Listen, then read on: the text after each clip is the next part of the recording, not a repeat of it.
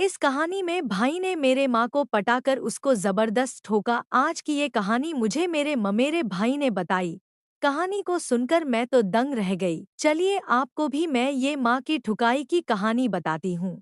नमस्कार दोस्तों, मेरा नाम पूनम है और अभी अभी मैं 18 वर्ष की हुई हूँ। मेरा 18वां जन्मदिन की एक बहुत बड़ा समारोह का आयोजन किया गया था, जिसमें लगभग हमारे सभी रिश्तेदार आए थे।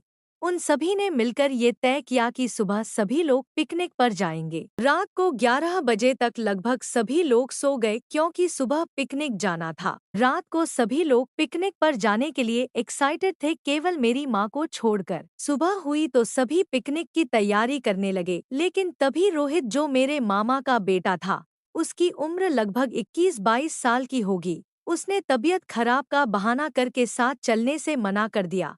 हालांकि उसके मन में कुछ अलग ही प्लान था और वह हमें पता नहीं था। अब घर पर मेरी माँ और रोहित ही थे। दरअसल सुबह घर पर मेहमान आने के वजह से मेरी माँ जल्दी से नहा ली थी। रोहित भी सुबह जल्दी जाग गया था।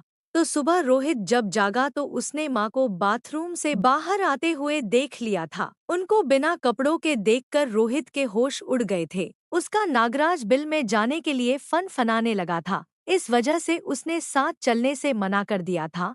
अब जब वे दोनों ही घर पर थे, रोहित नहाने चला गया और जानबूझकर तौलिया बाहर ही भूल गया। जब वह नहा लिया तो तौलिया नहीं है कहकर माँ को उसने तौलिया देने के लिए कहा। जब माँ उसे तौलिया देने गई तो उनकी आंख फटी की फटी रह गई। रोहित का काला लंबा नागराज खड़ा हुआ था। उसका नागराज मेरी माँ के आंखों के सामने था। माँ वह देखकर हक्की बक्की रह गई। मेरी माँ थोड़ी देर वहां रुककर सीधा आगे के कमरे में चली गई। अब उनके मन में भी बेचैनी हो रही थी कि उसने यह क्या देख लिया, पर रोहित ने तो यह जानबूझकर किया था और मेरी माँ को इस बात की भनक भी नहीं थी। उन्हें लगने लगा कि यह सिर्फ एक हादसा था।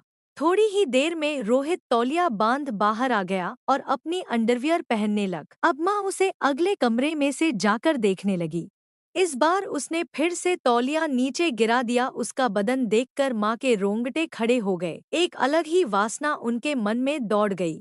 तब ना चाहते हुए भी माँ रोहित के सामने आ गई और उससे पूछा, तुम यह बार बार क्या कर रहे हो? तब रोहित ने भी बोल दिया, आज सुबह जब आप नहाकर बाहर आई तब मैंने आपको बिना कपड़ों के देख लिया, तब से मुझे आपके साथ करने का मन कर रहा है। माँ यह सुनकर दंग रह गई और उन्हें सब बात समझ में आ गई और रोहित को समझाने लगी कि मैं तुम्हारी बुआ हूँ और तुम्हारे ही उम्र की मेरी एक बेटी भी है, तो तुम ये सब कैसे सोच सकते हो? तब रोहित हाथ जोड़ते हुए मेरी माँ से माफी मांगने लगा और बोला, आगे से ऐसा कुछ भी नहीं होगा।